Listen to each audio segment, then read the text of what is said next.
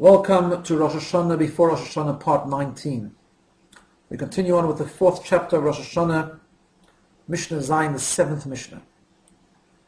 Ha'over lifnei ha'teva b'yom tov shel Rosh Hashana. The one who's the chazan, leads the congregation on Rosh Hashana, Hasheni maskia.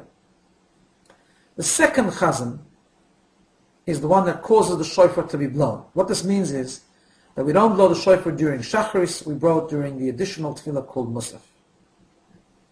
But when we say Hallel, like on Rosh Chodesh or Yontif, Harishon Makres Hallel, it's the morning chazan, the Shacharis chazan, that is the one that causes Hallel to be recited.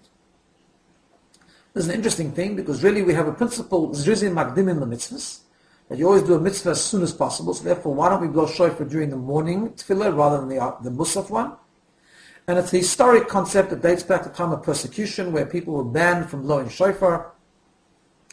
And the authorities would come and check up, so therefore they wouldn't blow shofar in the morning, so the authorities would believe that it's all okay. And then when the coast was clear, they put the shofar blowing during Musaf time. Mishna Ches, Shofar of Rosh Hashana. The shofar of Rosh Hashana, Ein Ma'virin Olav Esatchum.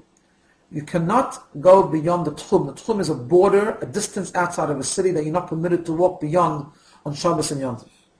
Even though this might be a rabbinic prohibition, what the Mishna is going to tell us is that if you don't have a shofar in shul, you cannot violate a rabbinic prohibition to obtain a shofar, even though the mitzvah of shofar is biblical.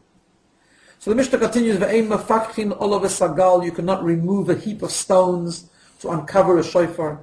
You cannot climb a tree. You cannot ride an animal to go and get a shofar. These are all rabbinic prohibitions. You cannot swim to get a shofar. You cannot sever, you cannot cut off a shofar from its being connected to the animal.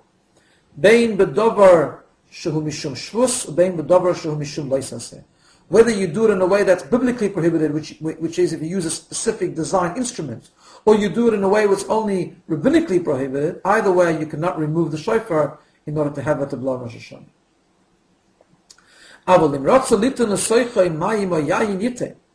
But if on Rosh Hashana you want to make the shofar clearer by putting in it wine or water to clean it, that's okay, one may do that. Now, to blow shofar Rosh Hashana is prohibited unless you're doing it for the mitzvah. In other words, you cannot blow shofar just for fun after davening is finished or after you fulfill the mitzvah, because it's like playing an instrument, and playing an instrument is prohibited on Shabbos and Yom Tov. However, says the Mishnah, we do not prevent the children from blowing shofar, even though normally one would prevent a child from doing a rabbinic prohibition as well.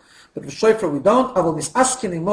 You can occupy yourself with the children, you can have them blow it, and you teach them how to do it, until they learn how to blow shofar, because that in itself is part of their education.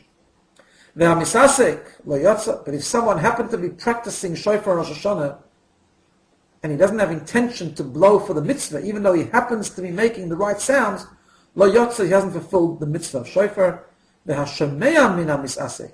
And even someone who hears from the one who's practicing lo yotza has not fulfilled his obligation. Shana Tova.